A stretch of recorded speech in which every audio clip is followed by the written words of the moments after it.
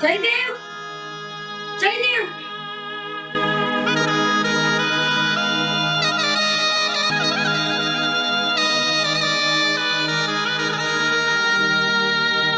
હે ભગવાન, અમે શું કરી નાખ્યું?